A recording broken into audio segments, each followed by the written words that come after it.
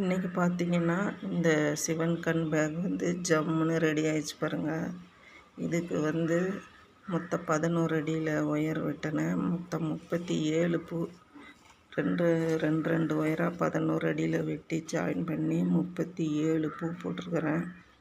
இதில் rose 5, blue 5 இப்படி போட்டு இடையில ரெட்டு ஒரு பூ ஜாயின் பண்ணியிருக்கிறேன்.